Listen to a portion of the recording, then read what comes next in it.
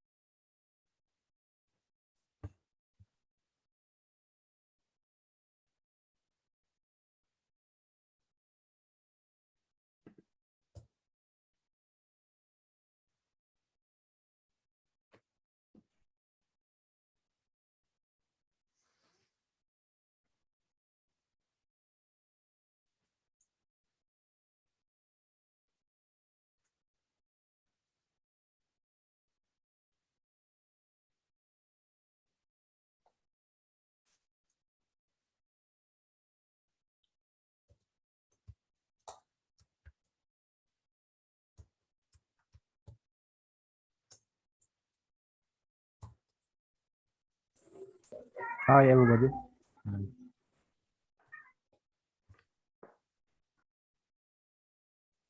Hello.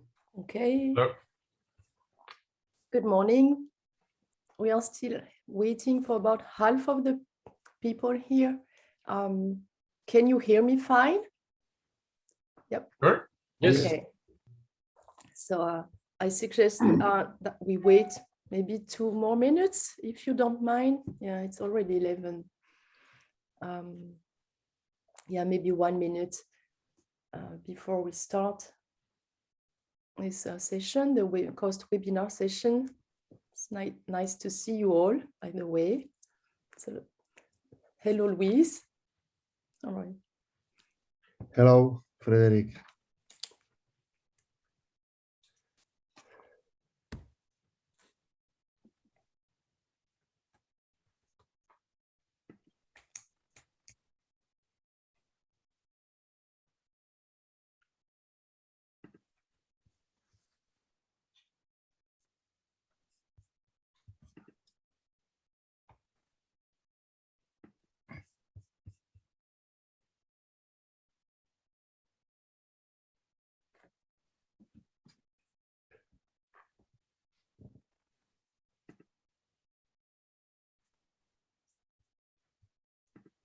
So Luca, the questions are after the presentation or during the presentation, or what?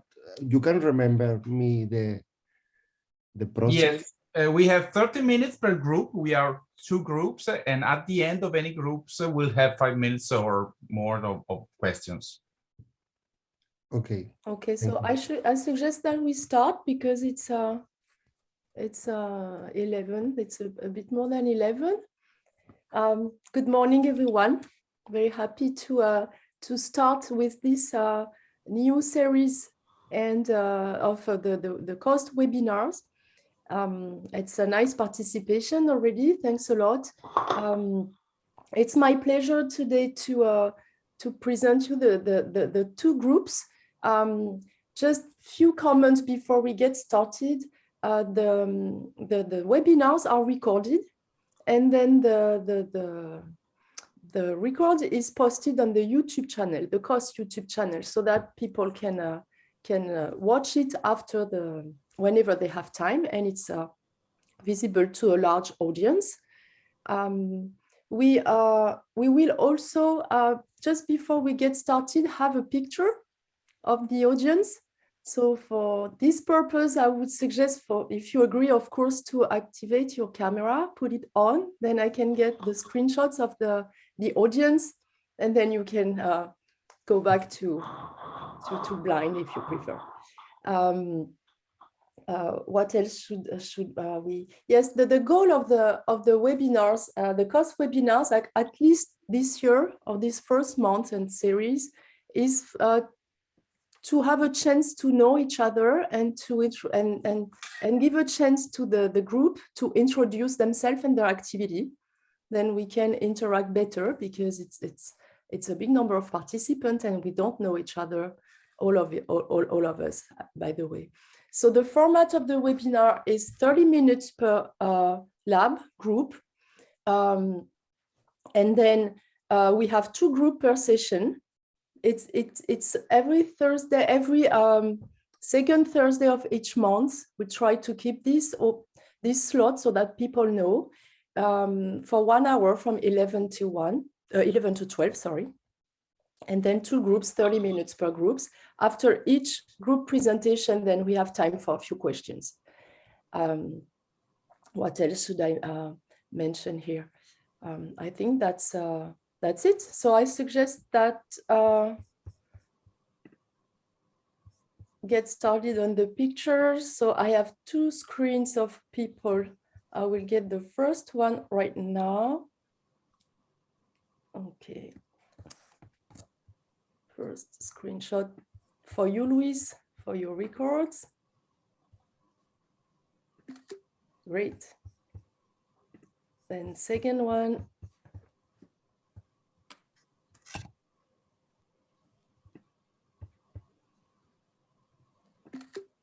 Okay, perfect. Thanks a lot. Now you can go back to anonymous if you like. So the first presentation today, we have 2 speakers. We mentioned a group from Torino in Italy. Luca will be presenting the group, Luca Boarino, and his postdoc, Eleonora Cara, will present recent activities she has designed in the lab. Then the second speaker will be Chris Burns, and he will talk about his company on porous silicon. So Luca, if you're ready, then it's yours. Thank you, Mrs. Chairman. Thank you, Freddie. Good morning, everybody. It's a pleasure to see old friends and new friends. So I will share my screen. Let me know if you can see full screen. Is it okay? Yes. Yes. Okay. So our group is sharing this time in 2 parts. One is more related to old times of beginning of porous silicon in Italy and in our institutes. And Eleonora Cara will present the more recent results regarding porous silicon nanowires.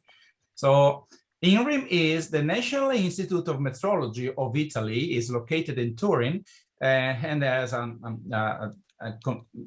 consider a good area and a number of facilities with about 300 researchers among permanent and young researchers. What we are doing, what a metrology institute is doing is doing research on the national system of international system of units and all the experiments regarding the units. The network, the European network of Metrology Institute is Euromet. It is composed by 32 internal members and 5 associated members. You can see here a number of former members of this community. And directly, we started in '94 in setting up devoted laboratories for micro and nano fabrication. You can see here some of the facilities. At the moment, we are duplicating these facilities with 500 square meters of new clean rooms. But this is our lab.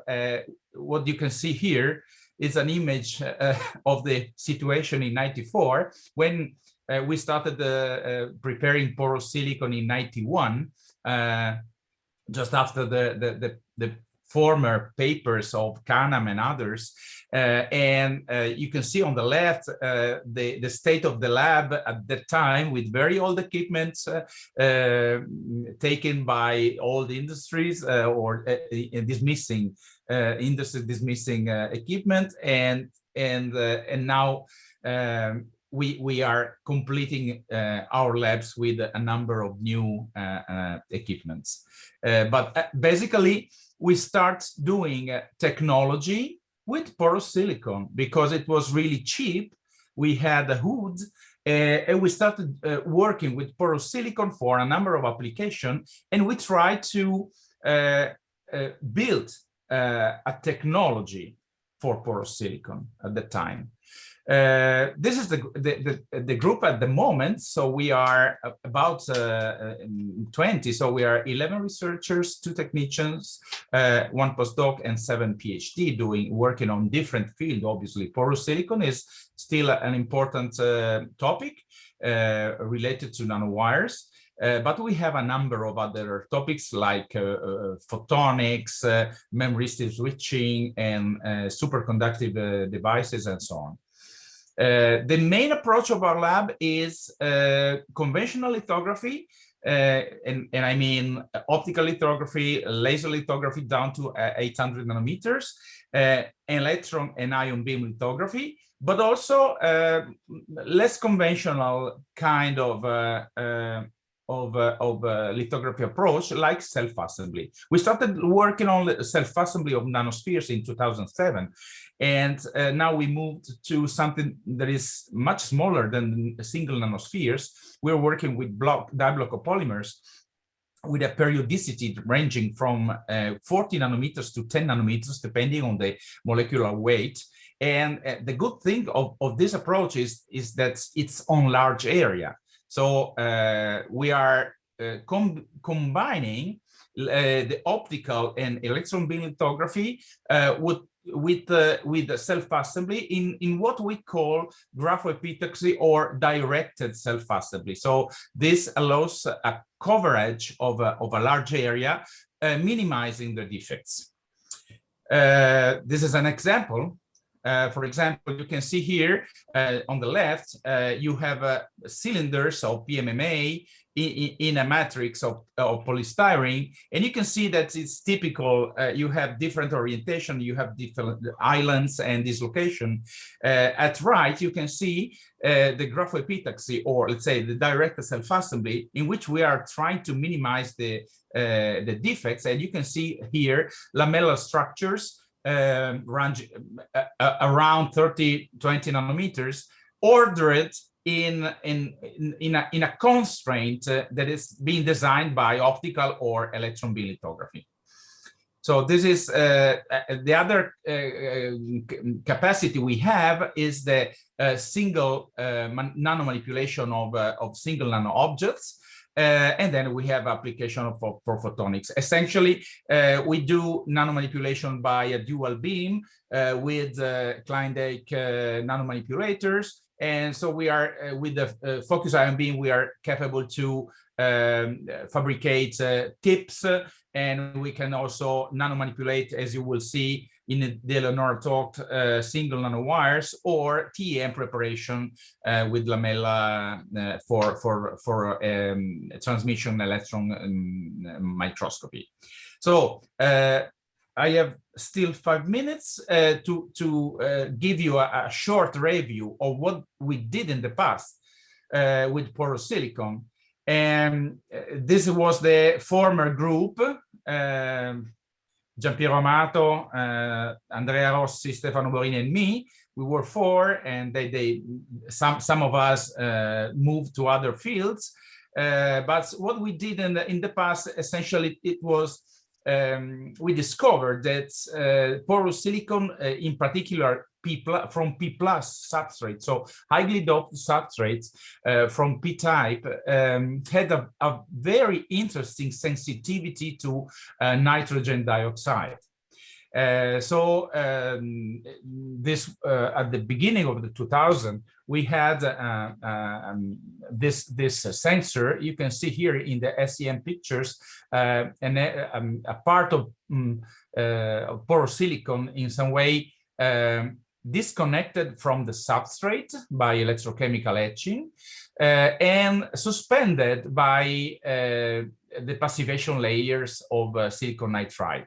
In this way, we got a very high sensitivity, less than 1 ppm to nitrogen dioxide. So we were quite surprised, and we started to investigate the reason of this sensitivity. So, for example, in the infrared, this is the typical feature. In the center of the image is a typical feature of the porosilicon, in which you can see the SEIH bands in the middle of the image, and then the oxidation. And with the NO2 dosage, we could see an increase of the, so a loss of transparencies, essentially, due to the free carriers produced by the reaction with NO2. So the reason was not really clear at the beginning. So we made some molecular calculations, and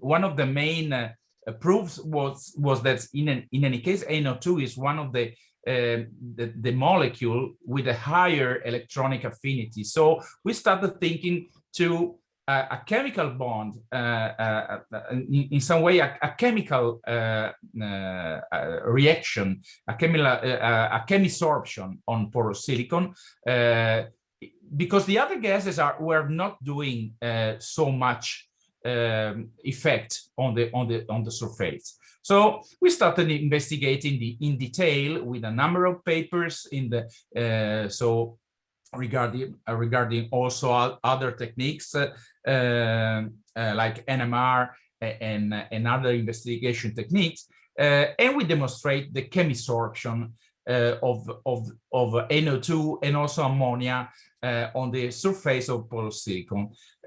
So we had a sensor, but we were also investigating the reason of this dramatic change of impedance and of also of optical properties.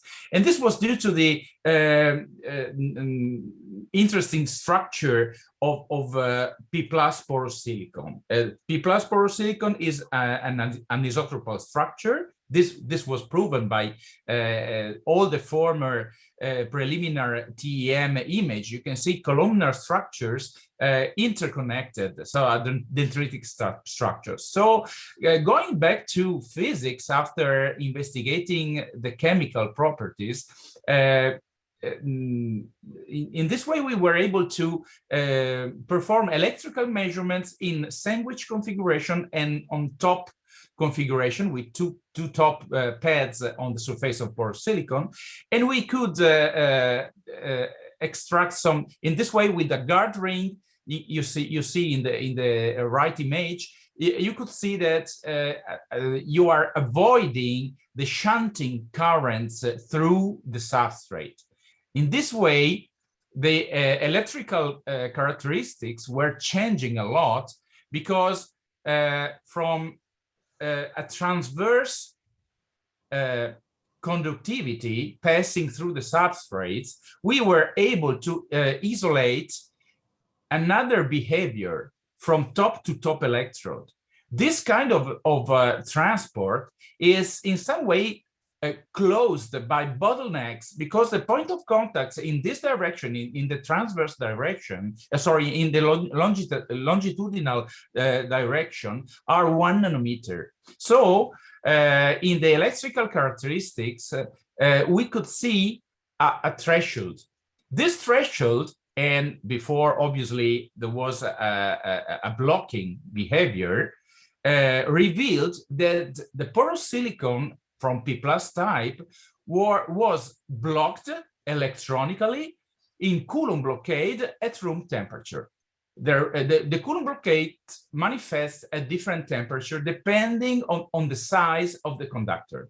So if you have point of contact of 1 nanometers, the path for the electrons or the holes is blocked.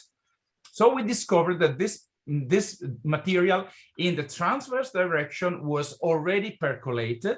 So you can have in a sandwich configuration a good conductivity, but in longitudinal direction, it was blocked by Coulomb blockade.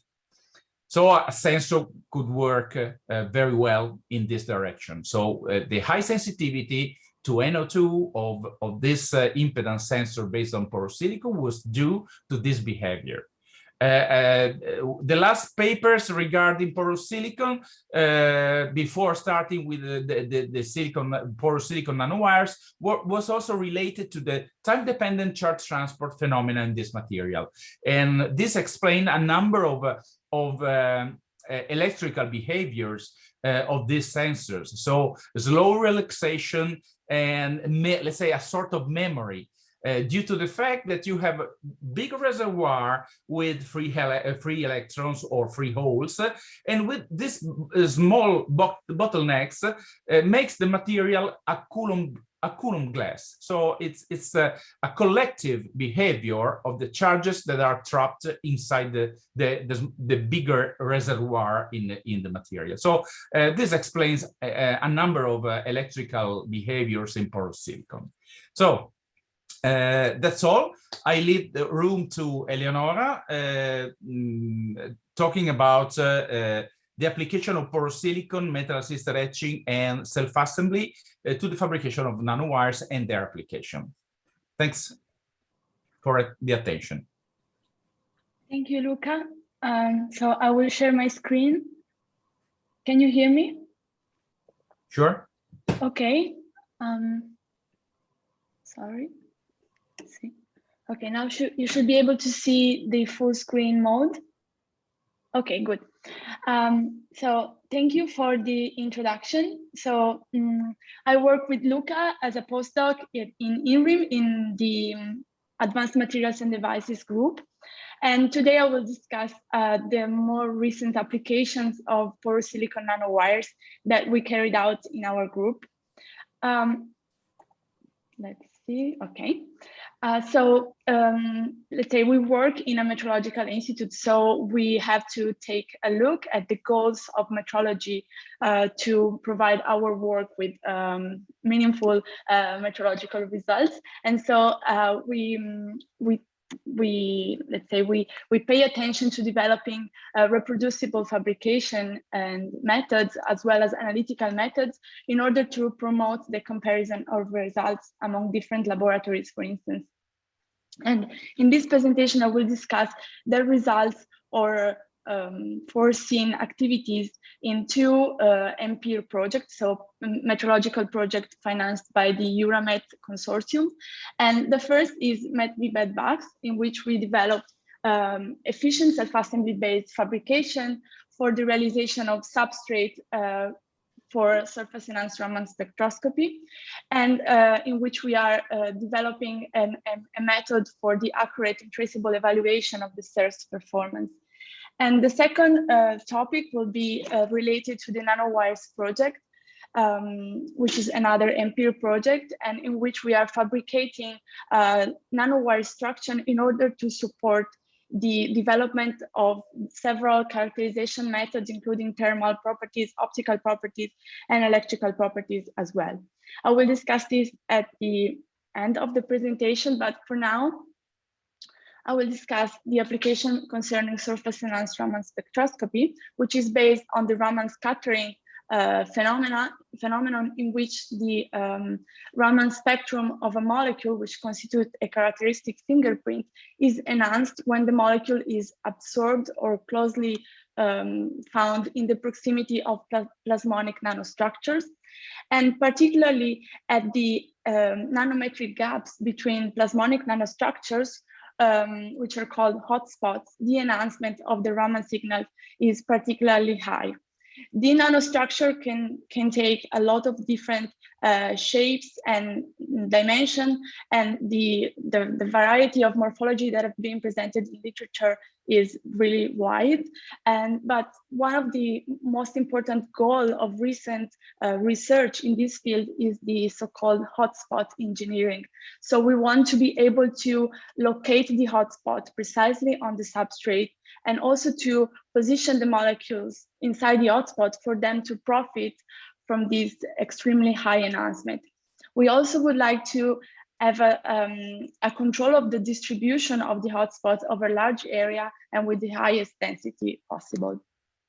For this reason, we decided to set on a specific kind of substrate, which is constituted of porous silicon nanowires coated with gold and allowed to flex and to form bundles because of their particular properties.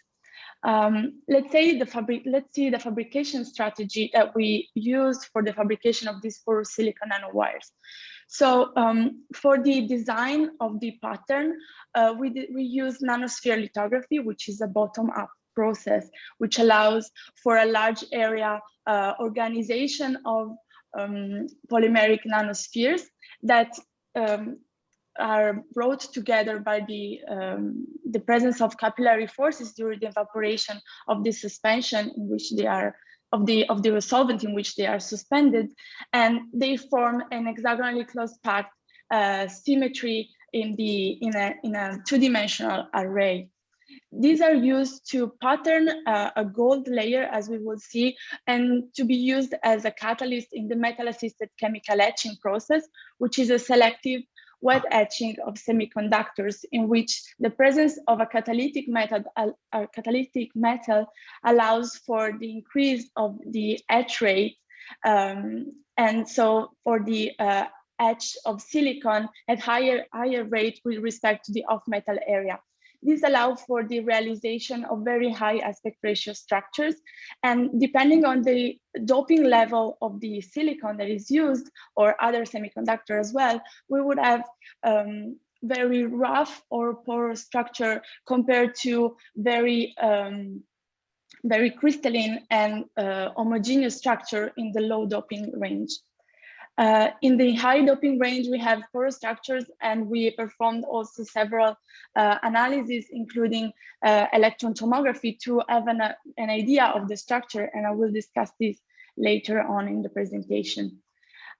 So this fabrication strategy is implemented in order to maximize the order of a large area concerning the realization of the nanospheres array. And so we use spin coating, and we use image processing to understand how the nanospheres are packing on the substrate, depending on the parameters that we use for the spin coating process. We then produce the correct geometry of the nanospheres by reducing their size through argon plasma. This size can be reduced up to half of the original size of the nanospheres. After this colloidal mask is prepared, we deposit 20 nanometers of gold, and we remove the mask. So we end up with the so-called anti-dot gold mask, which is used for the subsequent etching process. So the metal-assisted chemical etching process.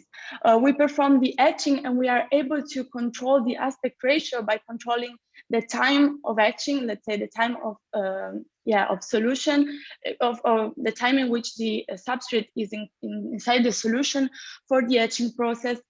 And we end up with silicon nanowires with different porosity depending on the doping level and different height that we can then coat with gold, and to provide for the SERS substrate, the SERS active substrate. By tuning the aspect ratio, we are able to induce the bending of these nanowires to form bundles, and to being so able to produce the hotspot at the tip-to-tip side. And we looked for methods to provide for molecular trapping. So we tested the several aspect ratio. As you can see from these SEM images, on the left we have higher aspect ratio, higher than 10:1, in which the nanowires are directly bended right after fabrication. Or in the case of very low aspect ratio, you have very short and stiff nanowires that do not bend. So we tested the 10:1 aspect ratio and found that inside a droplet, which is a droplet of water evaporating on the surface, which is the image on the right, you have the formation of bundles of nanowires, while outside of the droplet region, you have that the nanowires stand straight. And so with this simple and very low-cost method, we are able to induce the leaning of the nanowires, and we can induce this leaning before or after the deposition of the probe molecule that is used as an alanine in SERS, so in Raman spectroscopy. We tested different leaning conditions, and we found that the best one is found when the molecules are deposited prior to the deposition, prior to the leaning of the nanowires, so that the molecules are trapped inside the hotspot at the tip-to-tip sides of the nanowires. So using this configuration, we decided to optimize the formation of the monolayer of nanospheres using several, let's say, spin coating speed to promote the maximum order. And we tested these using the image processing that I showed before and the quantitative parameter of the correlation length. We selected different samples at different correlation length. So from the highest nanowire 1 sample to the lowest nanowire 4. And we tested the SERS activity of this substrate with the same molecule at as dependent from the correlation length, and we found a nice relation in which the largest number of nanostructure per unit area, so the highest density corresponding to the highest correlation length, also corresponds to the highest intensity of the Raman signal that we chose as a target. And to do so, by doing so, we are able to select the most convenient configuration in terms of morphology for the hotspot formation. In fact, on the nanowire 1 sample, the one with the highest correlation length, we have that well, there are some inhomogeneities of the samples on the samples over a large area, and in the region displayed in red in this color map, we have the highest intensity of the Raman signal corresponding to the morphology on the left. So the formation of bundles with a low number of nanowires, while in the region with a lower Raman signal, we have the formation of a more numerous group of nanowires. And this is also repeated in the different samples, finding that there is a pattern. So at the lowest order of the nanowires, we have the formation of the aggregation of a higher number of nanostructures, which is also consistent with what is found in literature. So we have that this is not a convenient configuration for the optimization of the Raman signal enhancement. And so we decided to test the enhancement on the nanowire 1, so the best samples. And so in literature, the most used parameter to evaluate the enhancement on a substrate is the enhancement factor, which is the ratio between the intensity of the SERS signal to the normal Raman signal, each normalized to the number of molecules that actually contribute to that signal. As you can imagine, determining the number of molecules that is actually contributing to the signal is not so trivial. And for this reason, the enhancement factor can vary, and it varies in literature in a wide range of value between 10 to the power 3 to 10 to the power 14. The number of SERS molecules, so the molecules contributing to the SERS signal, depend on these parameters. So the metallic surface area that we evaluated through atomic force spectroscopy measurement on single nanowires, the density of the active nanostructures on a substrate, and the effective area of the interaction between the laser and the sample. These are quite straightforwardly measured and determined. but the most tricky parameter is the density of the molecules adsorbed on the surface. And this is often evaluated through geometrical consideration concerning the molecular occupancy of the surface, but this could lead to very different enhancement factor values, so either overestimated or underestimated, and so this is not a consistent method. But because of a lack of analytical methods, this is actually a limitation for the evaluation of the enhancement capabilities. So we proposed a method based on reference-free X-ray fluorescence, which is a non-destructive method performed at the PTB beam line at the Bessie 2 electron storage ring in Berlin, in which we can detect the elemental surface density for a target element in the molecular structure. In this case, we use the sulfur, and we are able to collect the fluorescence and directly related to the elemental surface density. By knowing the ratio of the element in the molecular structure, we can convert this to a molecular surface density, and then being able to calculate in a more accurate way the number of molecules contributing to the SERS signal. This is also consistent with molecular dynamics simulation that we performed, and the enhancement factor values that we found are comparable within the uncertainty. So let's say this is the part related to the use of nano structures, so porous nanowires for surface enhanced Raman scattering. And we are prosecuting this work by using the reference-free X-ray fluorescence method to perform analytes quantification of different molecular species, and in order to provide the tools for the SERS standardization. I will move now to a different topic, always related to the nanowires, so the porous nanowires that we are fabricating for the nanowires MPA project.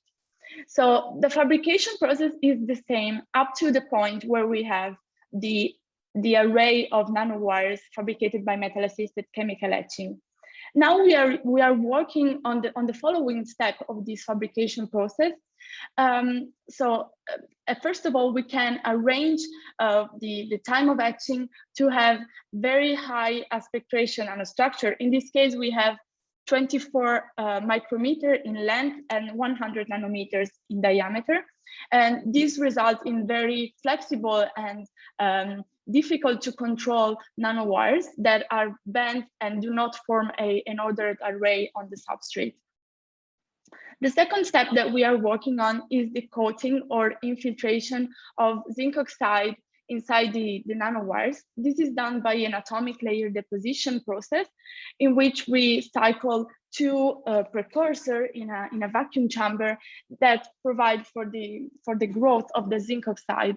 The zinc oxide can grow either on the outer layer of the nanowires or can infiltrate inside the pore, and this is something that we are currently trying to understand. The first measurement performed at the ESRF through a collaboration with Dr. Valentina Borino showed that there is let's say, a coating of the zinc oxide along the length of the nanowires, but we haven't performed yet an analysis of the distribution inside the nanowires pores. Nonetheless, we are prosecuting with this work by manipulating the single nanowires and by displacing them on the matrix in which we want to measure their properties. Depending on the properties, we are using different substrate. In this image and in the next video, I will show this platform, which is a suspended platform for thermal conductivity measurement performed at the University of Barcelona. In this video, you can see how the nanomanipulator, which is the white tip on the right, is touching the nanowire in the matrix, which is a very disordered matrix, as I showed in the SEM image before. And in this moment, the operator is providing for a contact with the platinum deposition in order to attach the nanowire to the tip of the manipulator and being able to remove the nanowires or the single nanowire from the matrix. As you can see here, the nanowire in this moment it is measured, so it's 8 micrometer, and it can be moved around the vacuum chamber of our dual beam microscope. And with this nanomanipulator, it can be moved to the exact location where we want to deposit. And in the next frames of this video, we will see how this is done. So the tip, as you can see here, is moved. Oh, well, the substrate underneath the tip is moved, and we can focus on the platform for thermal measurement. So here there was a cut, but the nanowires is now being bounded to the surface of the platform, of the suspended platform, and the final result is to have a nanowires across these two thermal conductors, by which we can perform the measurement of thermal conductivity. This is done again at UAB in Barcelona, and in a previous work we found that there is a correlation between the diameter of the nanowire and the thermal conductivity. So there is an increase in thermal conductivity with increasing diameter of the nanowires. For the porous nanowires, in fact, the distribution of the pore examined by electron tomography, as I shown before, or SEM images or TEM images, is in a Christmas tree-like configuration. So we have the main distribution of the pore along the longitudinal axis of the wires, and a certain number of pore distributed perpendicularly to the wall of the wire. These pore are actually limiting the thermal transport properties, and so for this reason we have a limited a very low, let's say, thermal conductivity for lower nanowire diameter. So the next work will be devoted to the characterization of these nanowires, of these single nanowires, both in the pristine form and infiltrated with zinc oxide for P+ and N+ type of doping, both for thermal transport measurement as well as electrical and optical characterization. So the first electrical measurement were performed some years ago by our colleague Luca Dortensi, and who arranged for an optimized method for the contact using focused ion beam induced deposition of platinum. And in these days, the PhD student Ivan De Carlo is performing electrical measurement on single nanowires coordinated by his tutor Gianluca Milano. So in this slide, I report the large amount of people that are somehow contributing to the work that I presented in the different topics. And the people from INRIM are in blue, while our collaborators in PTB and University of Piemonte Orientale or UAB are also displayed. And the research is done by the finance of the Ampere program, and I look forward to the next results and hopefully to discuss it with you in the future. So I'm available for questions or comments. Thank you. Thank you, Eleonora. Okay. Sorry, maybe it was too long. We started a bit late. This is the first one. Next time we make sure that we keep the time. Okay. We keep the time, but we have eventually time for a very quick question, if there is any. Otherwise, I'm sure people will contact you later on. And here is my email. Feel free to get in touch with you. Frederic, I have a question. Yes, Luis. A short question. How that is possible to control the amount of molecules in the hot spot? The first part of your presentation, right? So it's quite difficult, but I don't know if this is, this is a tricky thing, right? How to control the amount of molecules, because you have this columnar structure, and I expected, you can lose some molecules in the structure. So you have only one a small part of the molecules in the hot spots. So, but it's possible to control also, you know, changing the height aspect ratio, or for example, trying to put together or close two columns, and then you have more control about that. Thank you. So thank you for your question. This is very interesting. So at the moment, we haven't performed anything in the direction of controlling the number of molecules, but only measuring the number of molecules. But in principle, this could be done by, for instance, okay, we are determining this for a certain number of molecules, which are thiol molecules. So there is a thiol group which directly binds to the gold surface. And so you can actually have a lower concentration of molecules on the surface by changing the molecules in the first instance. But from our preliminary measurement, we saw that, for instance, in this point for the mercaptomethylcoumarin molecules, we have the same concentration, the same surface coverage for the initial concentration of the solution, which is quite different. And so there's one order of magnitude in difference, but the final concentration is the same. This is because the coverage is soon saturated to the maximum value. And so with these thiol molecules, I'm not sure that it is possible to control the density. It could be done with other molecules that are not so chemical, that have not so much chemical affinity with the gold surface.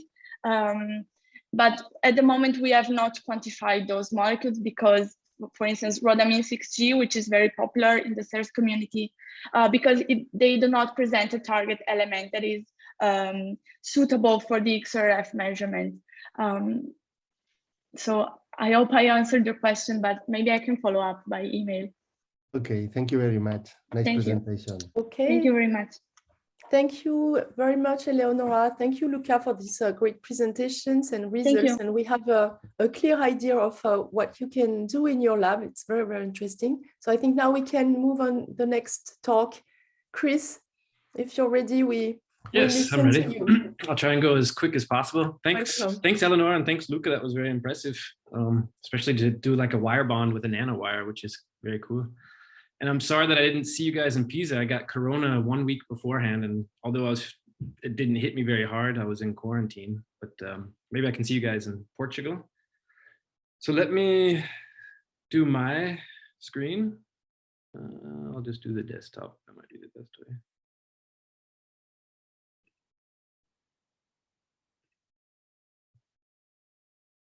So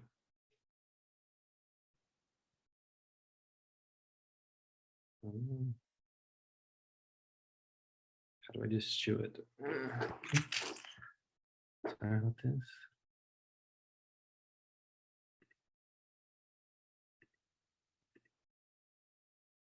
Oh no.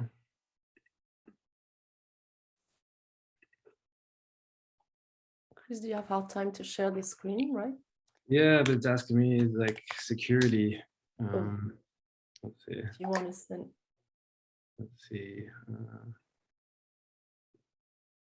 Actually, it's for everything Zoom. There we go. Okay. So in the meantime, I can just give you one information concerning these webinars. If you wish to present the activity of your lab in the future, because we have plenty of webinars during the coming 4 years, please send me an email to me and Luca. Send us an email with a possible title, and then we get back to you with the schedule, and we try to organize it. So don't hesitate to volunteer to present your lab. It is very open, and we'll be happy to hear about what you're doing. Can you see my screen now? Sorry for that. Can you see my screen now? Yes. Yes. Okay. Good. Then let me just go ahead and make it full screen. So, Porous Silicon is the name of my company. Orange is my favorite color, so that's why I have it nice, big, and orange. Yeah, and you can visit our website. We'll probably redo the website soon, but it's poresilicon.com. And this presentation is less about the technical side of porous silicon, but more about trying to take some of these applications and then turn them into revenue, or turn them into products that create money, and then also that hopefully these products make the world a better place for all of us to live in. So of course, any company needs a vision to stay motivated and keep going. And yeah, porous silicon has, as we've all seen, there's millions of different applications and different variations of applications. So you kind of have to focus on a few that interest you. And so yeah, our vision, of course, is to use porous silicon to make the world a better place. And I was fascinated by porous silicon because just by changing a few parameters like current density, chemical concentration, even the, like, say, doping concentration of the silicon, that you could create different morphologies that then enable you to do many different things. And so for me, my interests and the interests of the people we work with are, and our background is so the battery technology is very, very interesting. The sensors, so I have a semiconductor background, and then of course the life sciences, so using silicon or porous silicon as a carrier for different medicines, and I'll get into that. But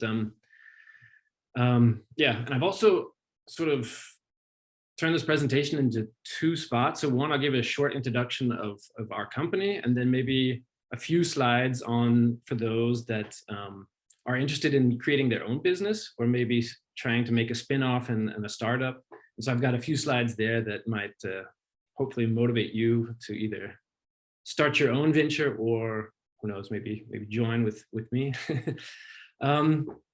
But yeah, so when I first started back in 2014, it was a side project, more or less. And I think we've been doing it since 2017 full time. The idea was, okay, we'll create porous silicon. We have a machine that we can buy silicon, and we can etch it to different morphologies. But then that was kind of naive, because you know, every application has its own specific characteristics, and I guess it's possible to do it with one machine, but if you've got large volumes of chemistry, it's not very good to dump it and pour up new chemistry. Or if you want to buy wafers, it's good to buy in bulk, and so you have one resistivity of silicon. So I quickly started reaching out to other labs and companies that also had the capability to produce silicon. And so we're trying to basically be able to produce any kind of porous silicon that you need, whether it's nanoparticles, whether it's microporous silicon, whether it's mesoporous silicon, or macroporous silicon, if you want vias going through the silicon, or if you want them to stop at a certain length, ordered or not ordered. And of course, with each of these processes, there might be lithography that's necessary. There might be different diffusion ovens that are needed. And so, yeah, I've branched out with different companies that I've now worked with on for different projects. But like I wrote there at the bottom, so we're always interested in new possibilities and new machines and new, yeah, we get new questions for projects and applications. And so it would, you know, we can't buy a machine for every different type of let's say, variation of porous silicon. So that's why I think Netpore is great, that we can reach out and see what each person can do, and then we can maybe collaborate on certain projects, or yeah, in the best case, start producing on a large scale. So here's just a couple of, I guess you guys know, but a couple of different porous silicon structures with nice, pretty pictures.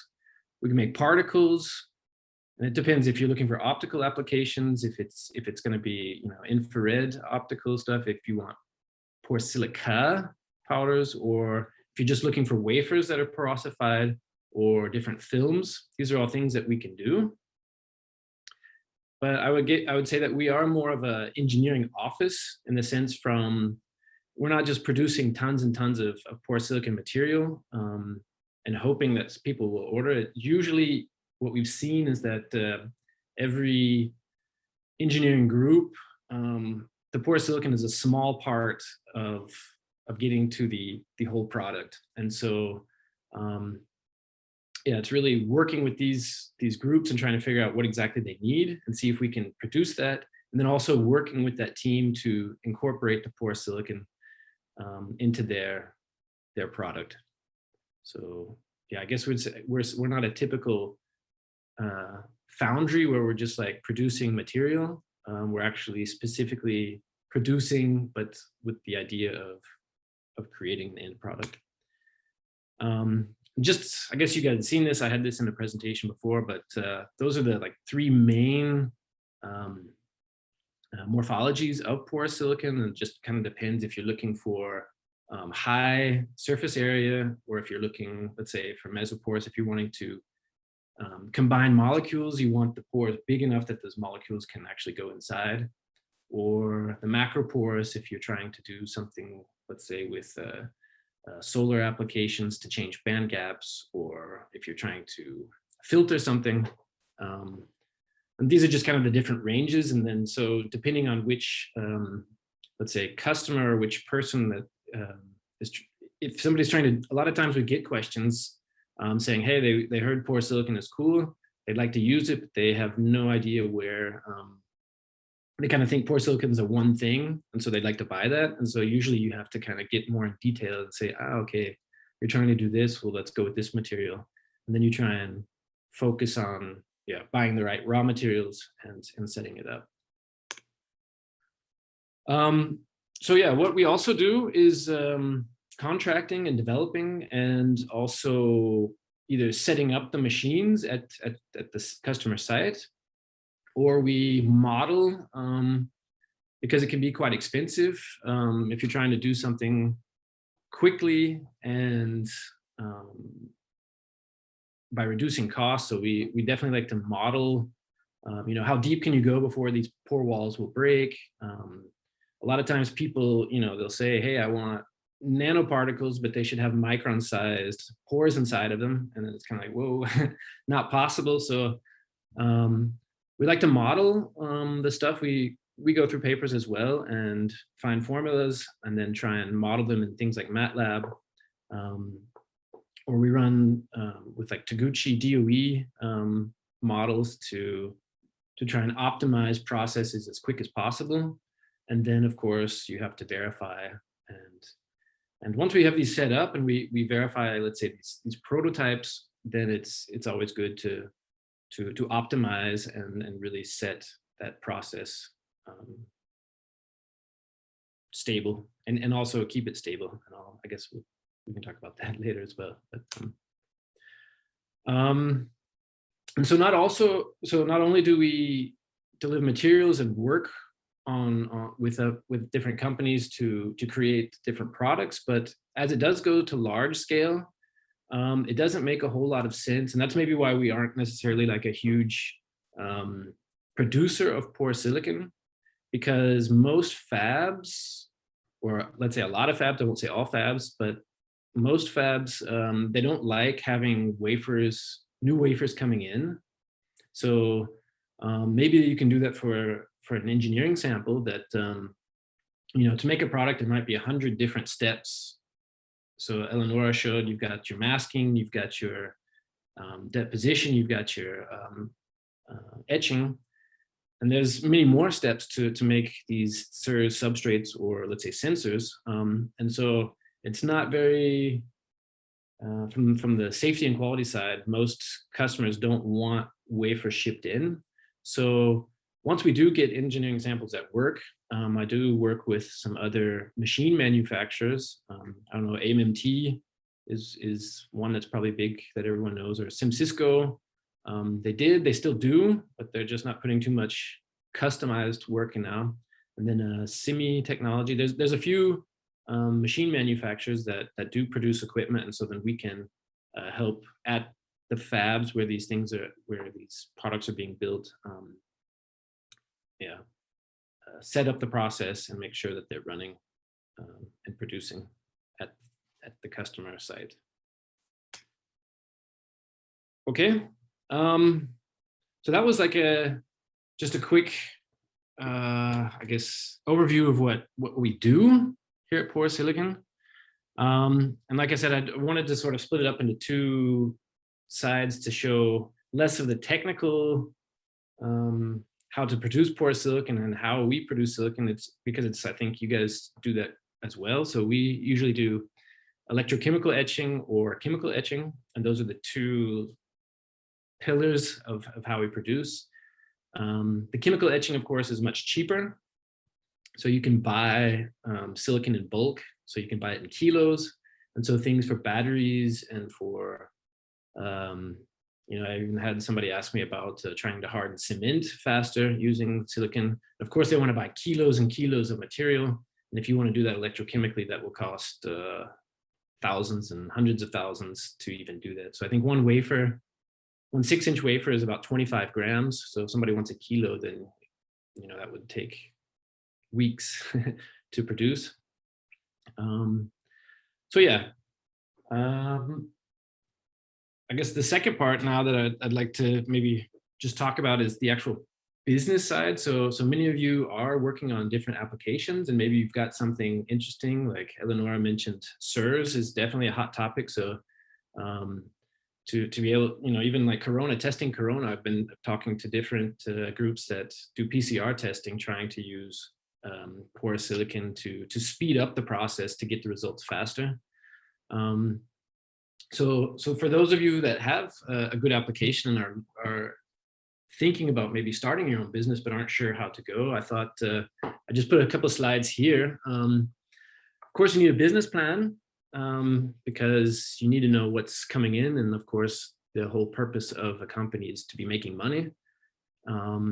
And it's easy to get carried away in things that you want to do versus what you can afford to do and whatnot. So I just put 4 things because in business you always see these you know, acronyms that are, you know, KISS, keep it simple, stupid, or whatever, or DEAL. So business likes to keep things very simple so that anybody and everybody can understand it.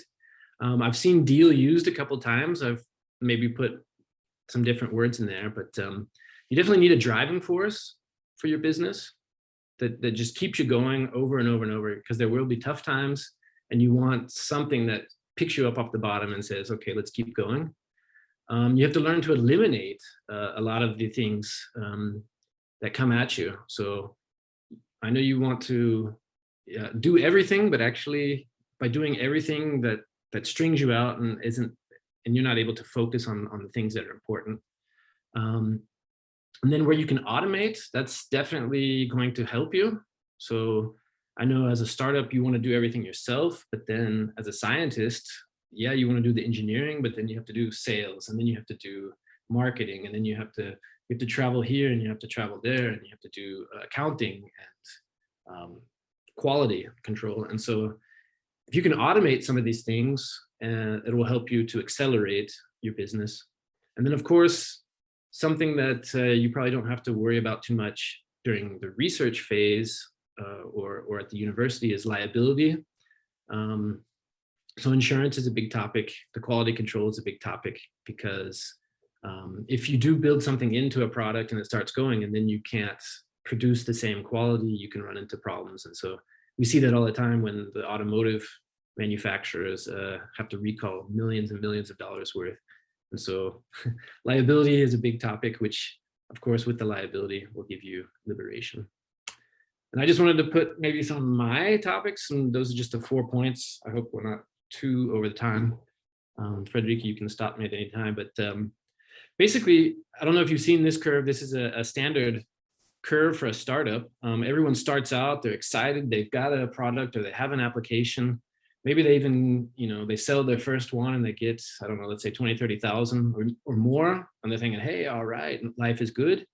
But then there's always sort of a crash, and then you start to doubt yourself, like, did I do the right thing? You know, my friends are going on vacation and I'm working. you go through these wiggles of false hope where, you know, it starts getting better, then it goes back down, starts getting better, it goes back down. And so you really need this driving force that always reminds you of what you're doing and why you're doing it. And for me, of course, I've got a background in semiconductors. I'm a physicist myself. And when I was working at companies, I had these good ideas and our team would make good stuff, but it would kind of get blocked. And I think the bigger the company is, the harder it is to bring out these innovations. And so I thought, starting my own thing, I could be more creative and making something that I want to make. And the other thing that actually kicked me off is I went to a PSST many years ago, and I have nothing to do with medical or with the medical. I have no medical background, but my mother did die from cancer shortly before the PSST. And when I went to, I think, day 1 or day 2, there was a whole day about cancer and using porous silicon to treat cancer and targeted tumors. And it just hit me like, wow, you know, I didn't think I could ever do anything in this field, but porous silicon was for me this bridge that allowed me to get involved, and maybe one day we can really find a solution and stop cancer in all its forms. So the driving force is the one thing. Eliminate, like I said. So at the university level, and I think especially at the top, and you have more PhD students and master students working on different projects, and it's kind of nice to have a good field and cover all the different areas. As a company, you want to reduce that, because it will, like I said, it will string you out. So here's a bunch of different applications. I have this slide from Santosh Lemay from Vesta Sciences that we've been working together also over the years. But yeah, you can do energetics, you can do batteries, you can do SIRS, you can do optical microfluidic crystals, but it's better to really focus on one thing, bring that to the end, and then you can maybe move on to the next thing, or at least try and contract something that you have special, like simple tasks or modules or blocks that can be self-contained and move forward, and not try and Initially, I thought, hey, let's make porous silicon for everybody, but it becomes difficult to do that. And so I would say it's better to eliminate the temptation to go in all directions and focus on one thing and bring that to the market. And also eliminate, so there's all kinds of companies out there that are always trying to help you optimize this, that, and the other. And I know you guys probably always have tons of emails of all over the place, and it's hard to read them all. But I also get calls of, optimize the business, optimize the product production, optimize this. And some things you want to use, of course, but it's nice to maybe eliminate that, because that distracts from your time to focus on the things that are really important. And then, of course, you have to keep the costs. Cost is a big issue, just because, these machines cost a lot of money, chemistry costs a lot of money, waste costs a lot of money. And so you need to keep your cost in control. You shouldn't be like, it's not good to save on, coffee if you can save 5 cents there or not, which might be a valid savings if you say it's not for you. But you just got to keep your costs in check and know what you're spending and why you're spending it and what it's actually bringing in, versus trying to spend money and hoping that later somebody will see the benefit and then pay you for it later. So it's good to, I guess, say revenue in, expenditures go out. So reduce your cost, and then of course your profits will go up. And then automate, like I mentioned before. So when you start out as a startup, you want to do everything yourself. You want to do your own finances. You want to set up your own website. You want to set up your data banks, everything. You want to do everything yourself, because you don't want these costs. Like I said, you want to eliminate costs. But at some point, as things get bigger, and after maybe a year or 2 or 3, you realize, it's a lot of work, a lot of things that you didn't expect that you had to do. And so you do want a few things. You want a mentor or a few mentors that can really sort of guide you down the path that you want to go. Then you want to maybe set up contractors that, I've got our accounting is all done with an external company that, helps us with imports and exports, because that's also taxes is an issue. Insurance is an issue. And then also partners, like I mentioned before. So we don't have all the machines here. We have a few machines here, but then depending on the analysis that we want to use, we might have to send materials somewhere else or get certain steps done for us.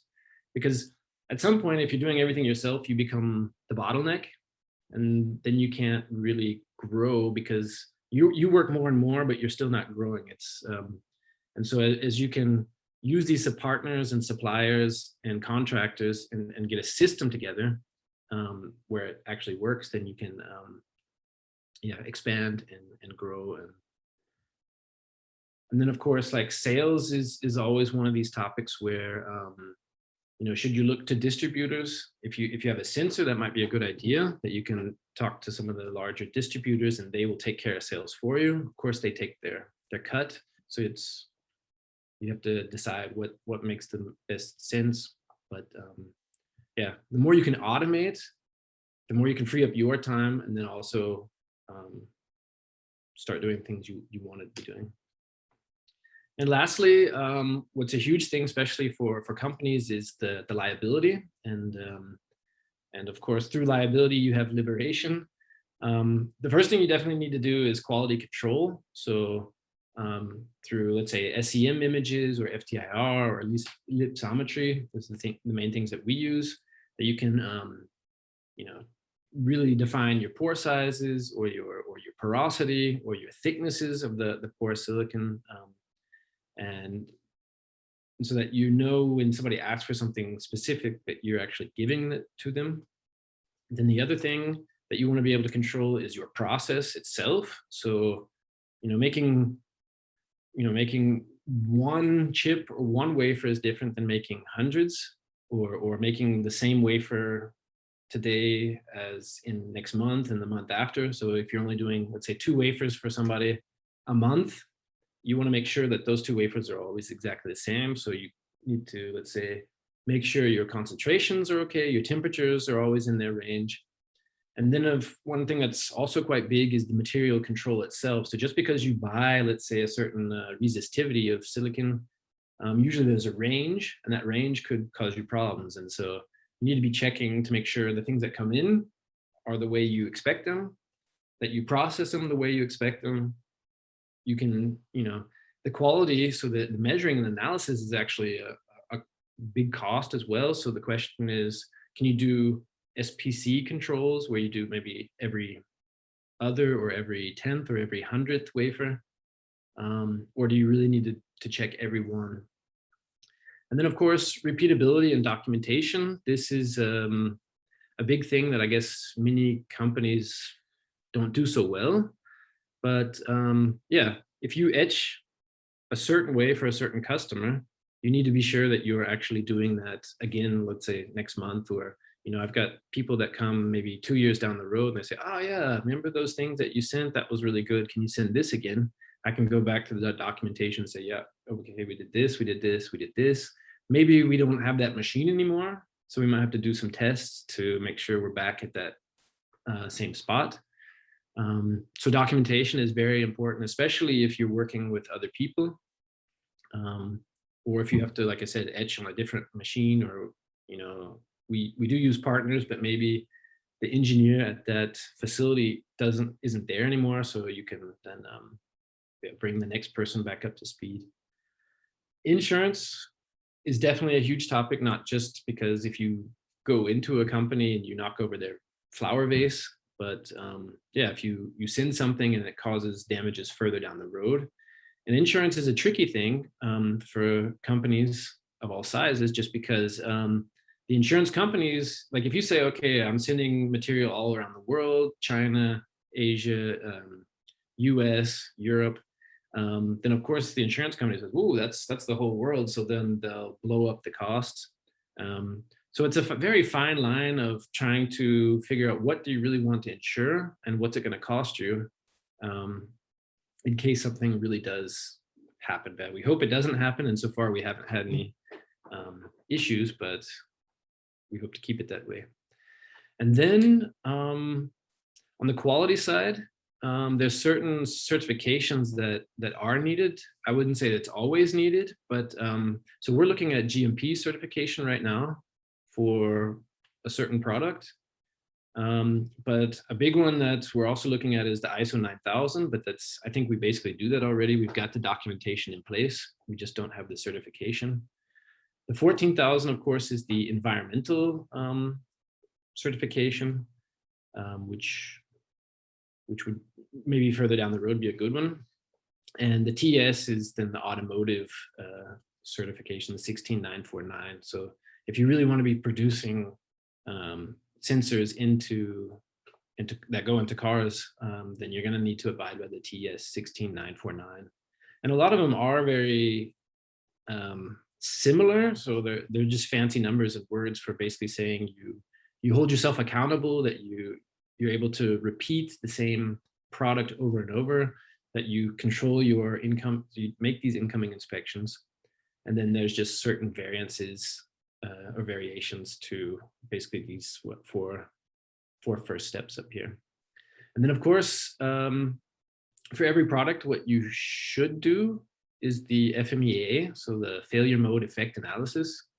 And this, for those that aren't familiar, this is, I don't know, I always say it like, if my grandmother was going to go into the lab all by herself and she was going to etch, let's say, Eleonora's SIRS substrates, you know, what could go wrong? What would my grandmother do wrong, and what would be dangerous? And so you go through step by step and try and figure out, you know, what would happen if she did this, and then try and put something in place to either prevent her from doing that. And anything that you can make, let's say, poka-yoke, or anything where it's just not possible to make a mistake is the best case.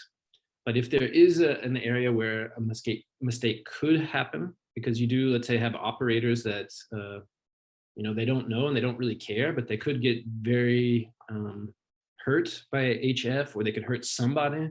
So you need to put in certain, let's say, checks and balances to make sure certain things, certain problems don't pop up, whether it's personal injury or whether it's something that would, let's say, is a latent failure that will then later, let's say 5 years down the road, turn into a big problem. So that's something that needs to be done for every product. And I guess just to end, this is, I guess, my last slide. I put just a handful of companies that I am either working with or have worked for, because I do also hear from people that say, you know, I see all kinds of stuff with porous silicon at university level, but how many companies are out there that actually use porous silicon? And I would say there are quite a lot. You know, most of them are small, but I think all the big ones as well are at least playing with porous silicon. And so, you know, I do have NDAs with most of these companies, so I can't really explain what exactly they're doing or what they're using porous silicon for, but I think this should be okay because you can find this on their websites. Yeah. And so whether they're using micro, meso, or macro porous, a lot of them are using sensors to quickly analyze, you know, either air pressure, airflow, whether it's metal contamination, chemistry contamination. But then, you know, there's things like speakers, water analysis, batteries. Like I said, that's one thing we've been working on for quite a while, but it's a little tricky putting it then into a final product, but it will come, just because the benefits definitely outweigh what you could get right now. And then of course, so SciSaf is making acne medicines and RNA therapeutics using porous silicon as well. So I hope I could give you a little information about what we do, and also maybe a little kickoff to, in case you're curious about starting your business. And if you are, I'd be willing to talk one-on-one with you guys. And if you have any questions, we can talk now or per email. Okay, thank you very much, Chris, for this very nice and interesting talk about your point of view as a company person. It's very interesting, very complementary to what we all do in the academic sector, and very interesting to know all the the different problems you have to face with, and the driving motivation and everything is really, really interesting. Do we have any question here for Chris?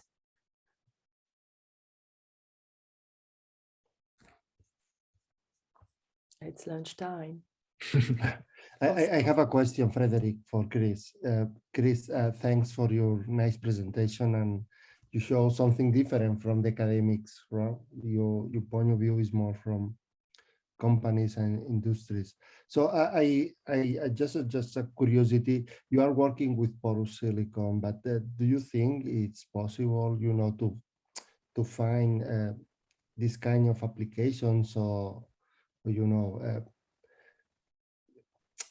using other materials or other porous materials? Or is porous silicon probably the most interesting because it's a well-known material, because it's using in electronics, and there are a lot of technology based in silicon. But what do you think about other possible materials?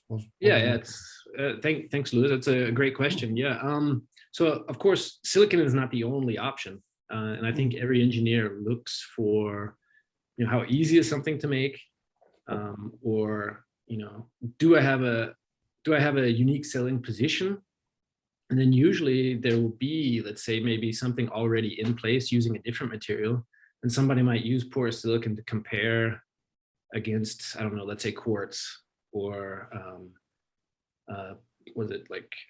there's all kinds of different polymers out there instead of silicon that you can maybe use in medicine. So there's always a different material. I think they both will be used, and I think you will also find different products using different materials. And then it's really the question of, well, how good is your product, or how much better is your product with porous silicon, and what are the costs? So, I mean, we always say silicon is cheap.